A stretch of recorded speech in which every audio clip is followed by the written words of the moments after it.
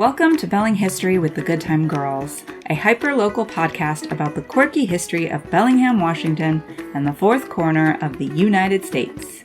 Even though we like to keep things close to home, these stories are no less entertaining to the masses and those who find themselves, unfortunately, outside of the PNW. We are your hosts. I'm Colby. And I'm Ren, and we are co-owners of Belling History Tours, also known as the Good Time Girls. If you want to know more about our tour business, visit our website at BADDEST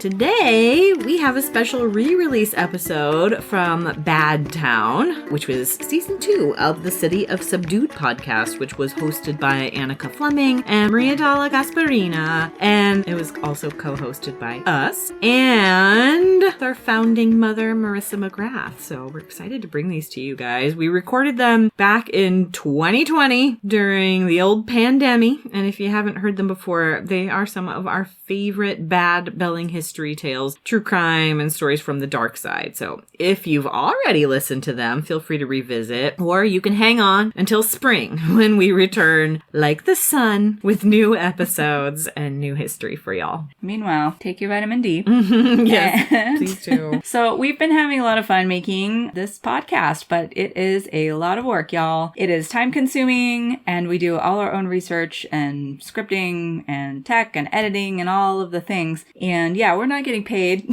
to do this.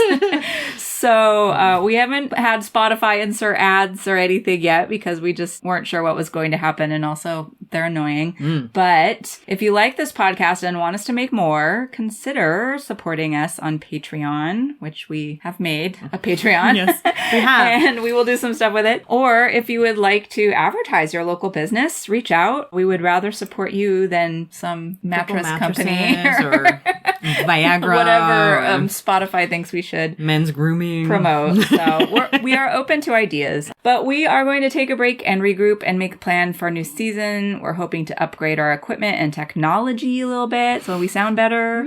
And we're hoping to have some more voices, some of our other guides, and Marissa, I think, is going to make a comeback, and some interviews and things. So all that said, today's episode is called Welcome to Badtown. This episode is the intro to the Badtown season and features Colby and Marissa. They left me out of this one. Rude. No. But they are discussing the origins of the Good Time Girls, which is pretty fun, and the Badtown podcast idea. So you guys are in for a treat if you haven't heard this one. Marissa McGrath is a true Bellingham gem, and I'm super stoked to revisit it. You know, there's a couple of different things in here. We're leaving in maybe from the City of Subdued podcast. We decided we'll probably leave in some of Maria and Annika's local treasure segments because it's kind of fun to revisit the things that were happening during the pandemic. I know. Sorry if it triggers you a little bit. It did trigger me just a tiny bit, yes. But we made it out, you guys. Yeah.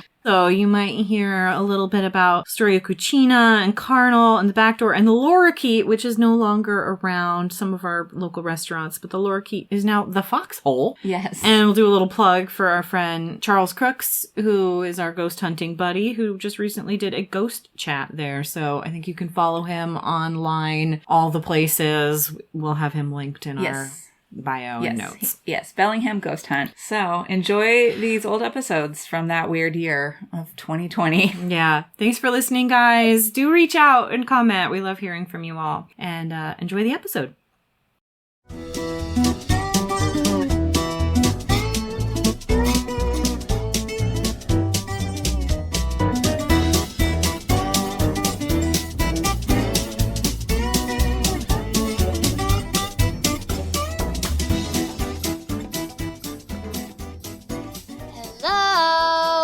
Maria.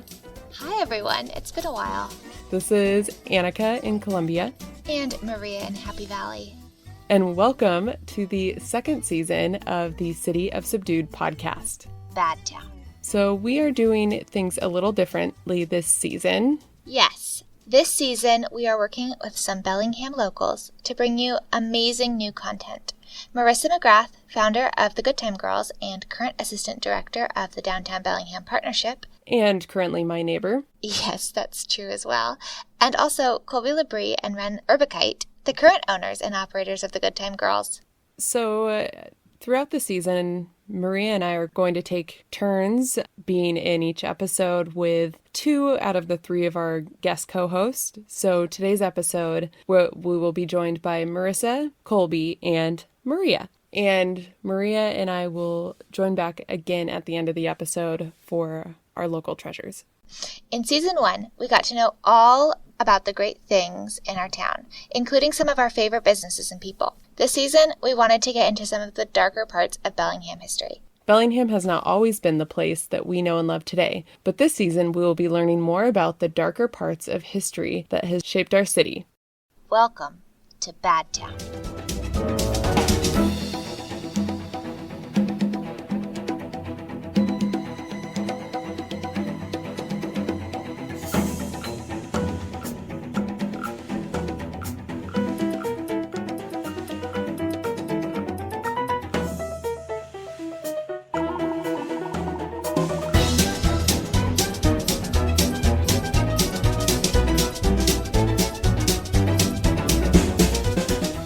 Hello, it's Maria, and welcome to Bad Town, where we discuss the darkest and baddest parts of Bellingham and Whatcom County history. We are joined today by Marissa. Hi. And Colby. Hello. From the Good Time Girls. Before we dive into the episode, who are the Good Time Girls? Yeah, so for those of you that don't know, for people who might not know, the Good Time Girls is a tour company that started in 2012, and it focused on creating a sin and gin tour, which explored the history of vice, particularly around early sex work in Bellingham, and we created a tour called the Gore and Lore Tour, which was about like local legends, including ghost stories, but also real like mayhem and murder. And I owned it with my business partner, Sarah Haladnik, for years. We opened a small store downtown, and then we handed it off to Colby and another Good Time Girl, Ren, who might occasionally join us, which I'm looking forward to. And Colby is now the sole proprietor of the Good Time Girls. And yeah, do you want to tell more about Good Time Girls these days, Colby? Yeah, just that there's been, some changes in the midst of this historic pandemic. So we've basically really streamlined everything down and are just trying to kind of tread water and get through this. So we've been doing a lot less. We are doing tours, private, small groups of your household or your pod or your trusted friends and whatnot. So we are available with a lot of precautions and masks. It's a great way to get out of the house in a relatively safe environment, I feel like. So we'd love to have any and all people hit us up for a fun tour. Okay, so Marissa and Colby, what can you tell our listeners about your backgrounds as far as education and work experiences that led you to love history so much? My degree is in cultural anthropology, so I approach history with a really like kind of big how whole groups of people are handling things, and I really like to dissect culture. And Colby is really great at like on the high local level, at the deep dives in local stuff. It's true. I have a degree in anthropology. Ooh. Also cultural anthropology from Western. But while I was a student at Western, one of the classes I took was basically interning at the Whatcom Museum in the photo archives. And while I was there, I really fell in love with local history. The archives are in the building that's the old fire station next to Old City Hall on Prospect Street, all now the Whatcom Museum, both buildings. But at the time, it just felt really special because my dad, being a fireman, I had a lot of childhood memories of that spot. So I fell in love with local history there. And Jeff Jewell, the archivist up there, and at the time, Tony Nagel, were amazing and really influenced my love of local history here. And how exactly did you two meet? We met because you were performing at an event that Sarah and I were emceeing at. It was a Movember event, a mustache. That was epic. Yeah, a celebration of the mustache in the attempt to raise awareness about, I want to say, testicular cancer. It might have some part of the male anatomy. Just prostate cancer. Prostate cancer, just male private part cancers. Man cancer. Not to make light of them, but I just can't remember what Yes. they decided that mustaches were related to. And so we met at an event because you were performing with Dirty Bird Cabaret, which was your burlesque troupe. To call it a burlesque troupe is to kind of not explain enough what it is. You guys used a lot of humor. It's hard to explain. I mean, burlesque traditionally is humor and making fun of things. We had a lot of dance background. We did a lot more dancey stuff, but we also threw in traditional burlesque in the mix. And our focus was very much on humor. We weren't trying to be super, super sexy as much as we were like, sex is hilarious. Yeah, there wasn't like a lot of glitter bras. So, how did you get the name The Good Time Girls? Can you tell us a little bit about some of that history? Yeah, so Sarah Helenek and I, my former business partner, now current soulmate, she and I decided we were going to need a name, which is my heart. I hate having to name things. I don't know if that's the experience of anyone else, but I can come up with a really good idea for a fun project. But then the minute I have to name it, it's really hard. We knew we were going to be dressing up as women who were working as sex workers in the early 1900s and the late 1800s. And we wanted to embody those characters with a lot of agency and a lot of respect. And also we wanted people to have fun on our tours. We wanted to convey that it was fun. And honestly, we were like, well, maybe we'll do something that kind of references sex work, but not in a way that bums people out. So there was some of the phrases that got used to describe sex workers in the early 1900s and late 1800s. Things like soiled doves.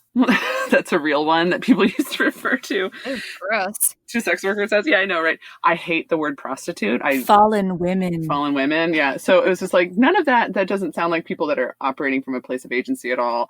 And we really wanted to kind of highlight how sex work has gotten, a bad rap and has for a long time. So we chose the name Good Time Girls, which was a contemporary phrase for women who worked as sex workers at the turn of the century. And we also thought it was a great way to promote that people were going to come on one of our tours and have a good time. Like you don't have to look at it through a sexual lens at all. It's just, we're here to help you have a good time. Now, at the time, and now too, we were a little uncomfortable with kind of limiting it by saying we're girls. It's weird to me, especially now that I'm in my later 30s, to refer to myself as a girl instead of a woman, but also just the narrowing of what, the really like kind of binary gender phrase of that. And the exclusivity we've had many guides over the years. And I know Colby has new guides now too.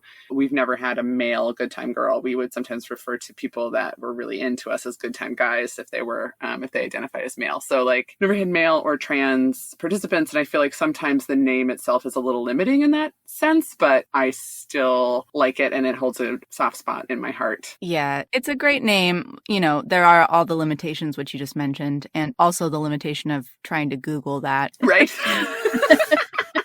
Yeah, one time early on, like 2013 or something, we were just starting to be searchable online and be one of the first things that came up in Bellingham if you search for Good Time Girls or whatever. And we got some acknowledgement and some tourism thing or something, and they didn't know what to do with us, which just happens a lot. It's like we'll get nominated for Cascadia Weekly. We won one year Best Place to Meet Men, which was a hilarious. It felt like a little bit of a troll on us, but in a fun way. That's pretty funny. Yeah, we decided it meant best place to meet the best men was on a Good Time Girls tour. But, we always have way more women in the audience than men. Is that still true, Colby? Yes, for sure. Very much skewed on the women's side. Which is great. Yay, which we love. But, no offense, men. Yeah, I gave one bachelor party tour ever, and I've given a million bachelorette party tours. So, yeah. I know. Also, gender, that whole thing has evolved. Has evolved. Since the Good Time Girls began. So a guy calls me and he's like, "Hi, I'm really interested in your services." And I'm kind of explaining it. And he seems kind of confused. And we're going back and forth. And he's like, "Well, I just saw that you were listed on this website as adult entertainment." And the way that he said it, it made me realize he thinks that we're going to come do some kind of sex work. I don't know if it's stripping or actual sex. that he's expecting to be able to pay for. And we ended up having like the friendliest, cheerfulest conversation. I was like, oh no, let me explain what it is. He goes, oh, that's not what I thought this was at all. But that sounds fun. I should come sometime. It's like, oh yeah, you totally should. Come on, come take a tour. So yeah, it's got the other challenges. So we decided that we wanted to call this season of City of Subdued Badtown. And we chose that because in our first season, we really wanted to highlight all of the things that we were proud about Bellingham, about the city we love. But we also want to acknowledge the fact that it hasn't always, and still in a lot of ways, isn't a wonderful town for all people. So we chose the name Badtown to reflect that, and there's a history there. So do you want to fill our listeners in a little bit about why that name is important? Well, back in the 90s, when I was a little younger, I was what you might call a train-hopping gutter punk. Bellingham is my hometown. I grew up here. And then I had a little wild period, in my late teens, early 20s. And the group of people that I associated with were known for hopping freight trains and hitchhiking around the country. And for whatever reason, there seemed to be a disproportionate number of people from Bellingham doing that. So we became known in those traveling circles. Bellingham was referred to as Badtown. And, we would bring people back here and, it just got this reputation. And part of that story was, if you go to Bellingham, if you go to Badtown as a traveler, you were going to fall under this idea of a curse that was on the town. And it would always sort of suck you back in, which is not something that travelers they don't enjoy that idea. The traveling class of people don't want to put down roots, man. They're just going to see where the road takes them. You're going to get stuck there. And Marissa and we had started toying around with the podcast a while ago and a number of years back, and we had talked about ideas for names, and somehow a conversation about Bellingham being called Badtown had come up. And it really resonated because being the good time girls is like good time girls in bad town and, the good bad dichotomy that, things aren't always black and white. And you can hear a lot of stories about people that are supposedly bad and people that are supposedly good. Right. But we all know it's not that simple. And this place was a crazy Wild West town. There was a lot of crimes against humanity, and bad shit happened. Shout out to Shittown, by the way. I know. When Shittown came out, right when we were starting to talk about Badtown, I was like, we need to give some space, S-Town, between Badtown and S-Town. So, Colby, we should provide Maria and the listeners with a little bit of background. And then, the whole purpose of this is to kind of give people the juicy details of some of the bad happenings from the early days. So it's important that we recognize that the town of Bellingham was built on lands occupied by the Coast Salish tribes, such as the Lummi and the Nooksack. Since time immemorial, we keep finding more and more history. Anthropologists keep discovering. There's a very recent discovery that they think that there's a possibility that there was Native Americans here like 20,000 years earlier than we originally thought that there were. So I think it's really valuable to always make sure that we talk about that at the very start. Yes. Yeah. We start all our tours, and it's important to recognize that this is Coast Salish lands of the Lummi and the Nooksack and other tribes who have been here a lot longer than a lot of our ancestors and forebears of the Euro-American variety. And that a lot of the history we're going to talk about is a direct result of colonization and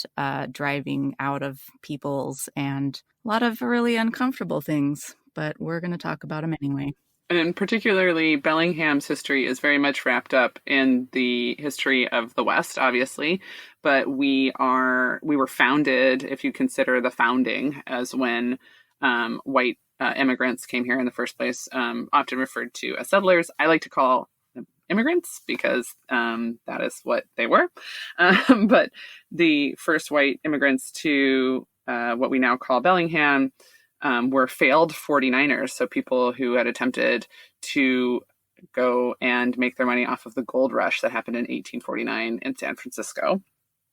And they're the two dudes. Do you want to talk a little bit about our two guys that we often think of as the founders of what we now know of Bellingham? Yeah, we got Henry Roeder and Russell V. Peabody. They basically met in San Francisco and were failed 49ers and were looking for a place to start a lumber mill because they needed a new job idea. And clearly they got all the way almost to Canada before they found a spot. Yeah. They were looking for a waterfall to power a mill at that time. That's what you needed. So when they got up to around Olympia, they heard through Native Americans that there was a spot north where they referred to as having falling water. And that's where we get the term Whatcom, which is a sort of an approximation of the Native American term for falling or noisy water. The Lummi term, right? I'm not exactly sure. It might be Nooksack. Okay. Yeah. Different sources give different. I'm not an expert on that. And that's a really important thing to point out is like things referencing right around the time that the town was founded in the 1850s and especially earlier than that. It is really hard to find like this idea of like a hard fact.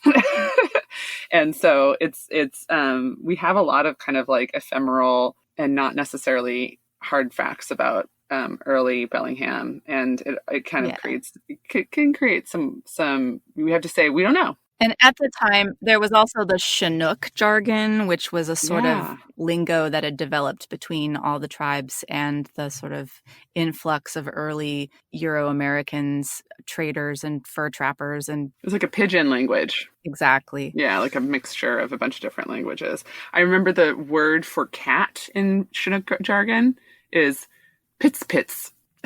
Because it's supposed to be the sound that the French fur trappers used to get a cat to come to them. Pits.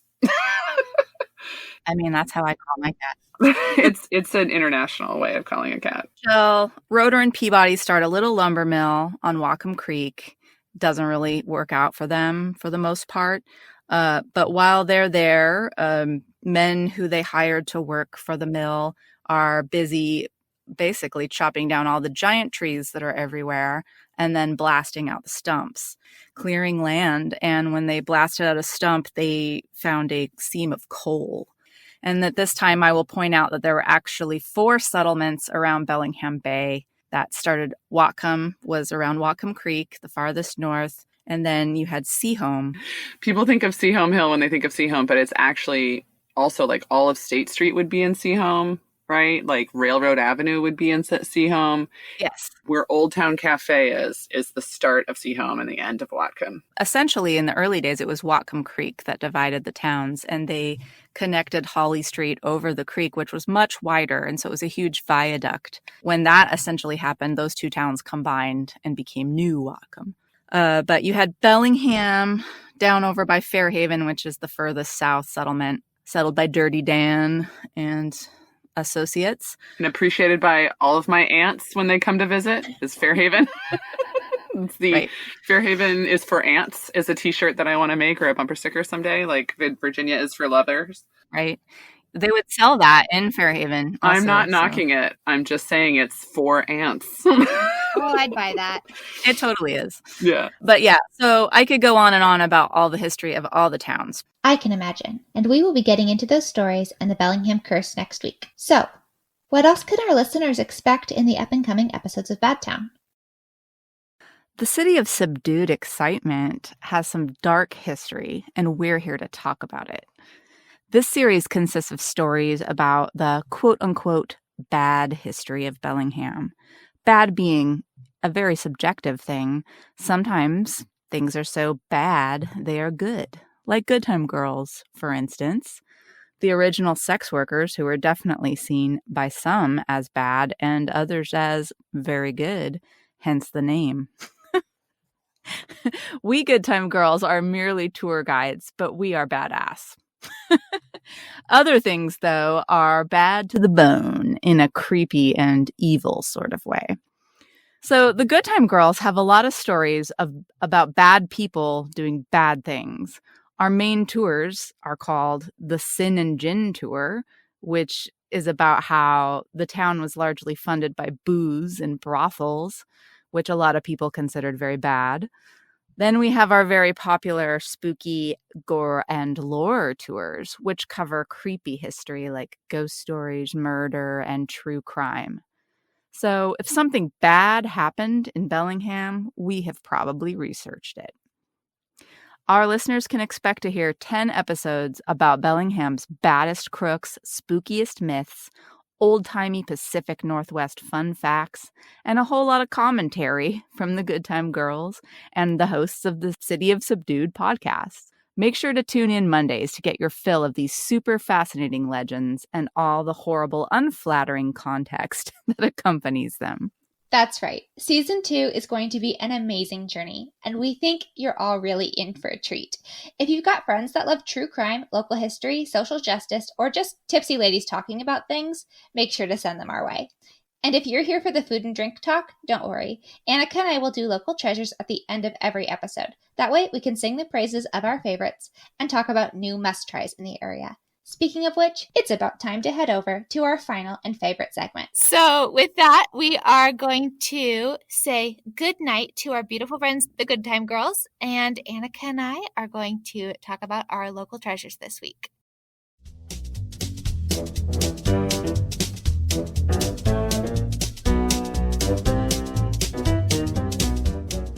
Annika, did you enjoy that little introduction and teaser to what we're going to be talking about this season? Yes, I did. And I also should say I really want to get to know or see Goth Kid 90s train hopping Colby. Is that something we should post to our Instagram for all of our fans to see? I hope so. I think that if you're not following our Instagram, this is the season to do it because Ren and Colby and Marissa have collected and curated many fun photos that pair with our stories and will really enhance the listening experience. Yes. Speaking of our Instagram, you know my Instagram is just businesses. I don't post anything, but I do follow all of our local businesses, and we want to make sure that we still shout out to our favorite places and, keep the party going as far as local treasures because it is our favorite thing to talk about. So, Annika, do you have any local treasures? We haven't been on in a while, so there might be a bit of a backlog. Oh, okay. There's lots of them, but I wanted to give a shout out to Storia Cucina. Maria and I, we went for an early lunch this week and we met the owner and found out that they just started doing brunch. So we are going to have to come back again and do the brunch. And I got a zucchini panini. We both got really tasty soup and we both got their donuts. It's like an Italian donut with Nutella cream in the middle and they were delicious. They were really good. Yeah. Yes. And I love the decor of that place. I love the vibes. Everybody seems really dedicated to the restaurant and everybody seems to take a lot of pride in the work that they're doing. And I just think it's a cool new spot that I hope everybody checks out. Absolutely. I completely agree. My local treasure, oh man, I have such a backlog too. I'm going to mention a couple places that we visited while celebrating our season finale. For season 1, we ended up at Bellingham's new fine dining establishment, Carnal, for their soft opening. Yes. Which we stumbled upon. Yes, it was amazing. Those are other really great pictures to check out on our Instagram. We made sure that we visited Backdoor, which has amazing cocktails. And recently, I also got the opportunity to stop by Laura Keat, which is in the Old Boy Howdy spot next to Black Sheep. And I really do think their ceviche is amazing. So those are some really great picks. That's not everything. Believe me, all the places in town, I love you. So you'll see me soon. So I think that about wraps things up. Stay tuned for next week's episode when we learn about the curse of the Chinese miners. And remember to like and follow us on Instagram, Facebook, and Twitter. You can also check out our website at cityofthesubdued.com. And a very special thank you to Marissa, Colby, and Ren from the Good Time Girls for being incredible Season 2 co-hosts and for their incredible research. And you can also find the Good Time Girls at BADDEST as well as on Facebook and Instagram. We also want to thank Francisco De Andrea for our intro and outro music, The Criminals Jazz Band. And lastly, thank you to Maria and myself for doing the editing. We're producers. Ooh. It's very fancy, isn't it? With that, I want to say to you, Bellingham, so long. a little more subdued, Maria. See you next week.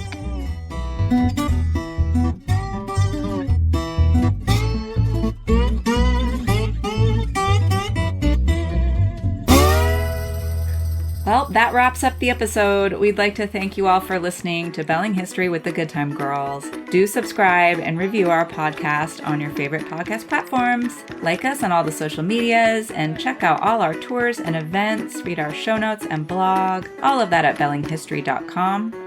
Well, hey there, mama, where'd you go? You gotta reap just what you sow. That's too bad, too bad. To that old time, the old man hits without bad weather. Put on the side, they were sewn together. That's too bad, to listen to that old time music. As usual, we'd like to thank Devin Champlin and the late great Lucas Hicks for the use of the Gallus Brothers song, Too Bad West Coast Blues. You can find the Gallus Brothers tunes on Bandcamp, and you can find Devin Champlin down at Champlin Guitars in Bellingham. Oh, Lou loves you, lad, Lou loves you blue. Most of the time, Lucas loves you blue. That's too bad, to listen to that old time music. I lost my hat, I lost my brim, I look like a crow's nest swinging on a limb. That's too bad, to listen to that old time music. Tune in next time for more Belling history and some more Bad Town. Thanks for listening, y'all.